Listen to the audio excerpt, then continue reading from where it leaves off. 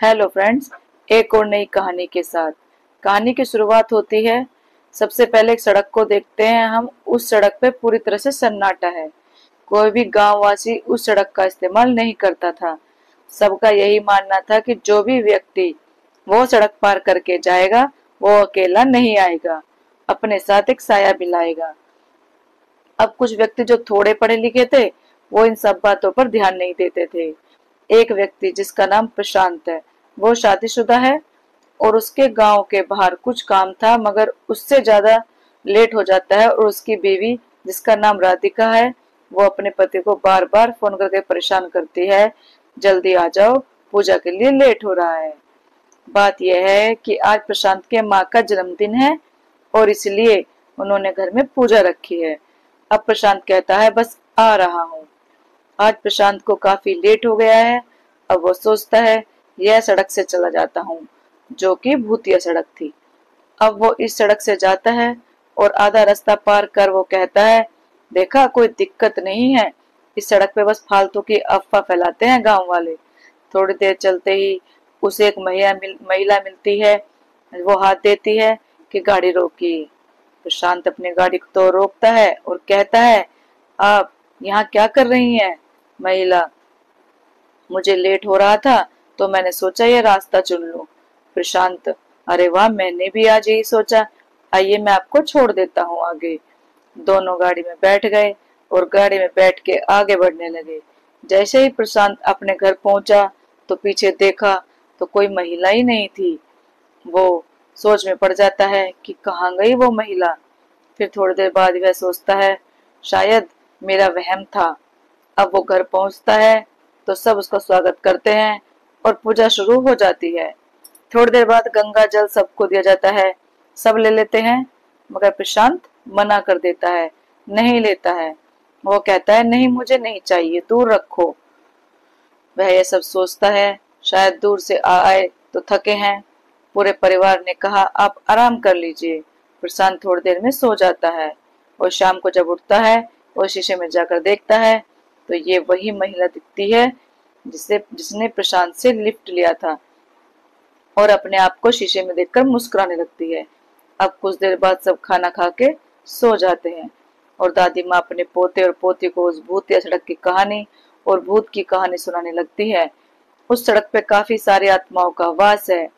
जो भी उस सड़क से पार करता है वो अकेला नहीं आता, अपने साथ एक साया लाता है और धीरे धीरे वो साया उस व्यक्ति का खून पी के खत्म कर देता है और धीरे धीरे उसकी प्यास बढ़ जाती है और आसपास के लोगों के खून पीकर मार देता है।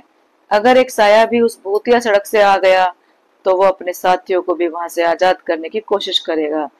जिससे भूत, आत्मा और शैतान हो आजाद हो गए हो तो सब बर्बाद हो जाएगा। और यह सब पहले हुआ था तो एक बाबा ने उस सड़क पे अपना मंत्र को फूका, तिलिस्मी शक्तियों से उन्हें वहीं कैद कर दिया। अब वो तब तक यहाँ नहीं आ सकते जब तक कोई उन्हें वहां से अपने साथ बाहर न लाए, या वो किसी के शरीर में प्रवेश करेंगे तभी आ सकते हैं। इसलिए सड़क पे जाना मना है। समझे बच्चों? यह सब प्रशांत को अच्छा नहीं लगता है कि यह कहानी सुनाई जाएगी कि तो नहीं तो सब सतर्क ही रहेंगे और गुस्से में जाकर सो जाता है। थोड़ी देर बाद सब सो जाते हैं और प्रशांत आधी रात को उठकर अपने आसपास देखता है और अपने पड़ोसी के घर में घुसकर सभी लोगों के खून पीने लगता है और सभी को बड़ी से बेरहमी से मार देता है। और दादी माँ की नींद खुल जाती है और वो देख लेती है यह सब प्रशांत को करते हुए। तुम मेरे बेटे नहीं हो सकते। तुम प्रशांत के शरीर में महिला बोलती है, सही कहा अम्मा, मगर अब और कहानी सुनने के लिए आप जिंदा नहीं रहोगे। और वो महिला प्रशांत के माँ का खून पी जाती है और उसकी माँ पूरी तरह से खून निकलने की वजह से मर जाती है। अब सभी लोग रोने लगते हैं। प्रशांत, माँ ये क्या हो गया माँ आपको? और राधिका और बच्चे सभी रोने लगते हैं। अब प्रशांत अपने बीवी और बच्चों को कहता है, राधिका तुम अपने मायके चले जाओ, जब यहाँ सब ठीक हो जाएगा तो आ जाना। राधिका मनी मन सोचती है, यह क्या हो गया है प्रशांत, बहुत बदल गए हैं जब से कल से आए हैं। अब राधिका हाँ कह देती है। इधर प्रशांत अब तो खून ही खून और सभी गांव वालों के लोगों को उस सड़क के बारे में बताना शुरू कर देता है ताकि उसके साथी भी उस सड़क से आजाद हो सके। अब राधिका को अपने मायके में यह सब बात पता चलती है कि भूतिया सड़क पे सब आना जाना शुरू करने वाले हैं कल से। वो कहती है यह प्रशांत नहीं है। अब राधिका को वो कहानी याद आती है जो उन्होंने उनकी सासू माँ ने सुनाया था भूतिया सड़क की। वो आती है अपने घर बच्चों को मायके में छोड़ आती है और प्रशांत को कहती है मैं आ गई, मेरा मन नहीं लग रहा था। प्रशांत के अंदर की महिला कोई नहीं, अब बचोगी भी नहीं।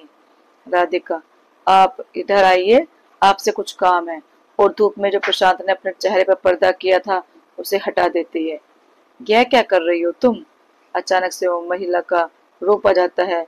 वो महिला उससे मारने जाती है कि राधिका उसके ऊपर गंगा जल फेंकने लगती है और धीरे धीरे वो जलने लगती है और उस महिला का अंत हो जाता है।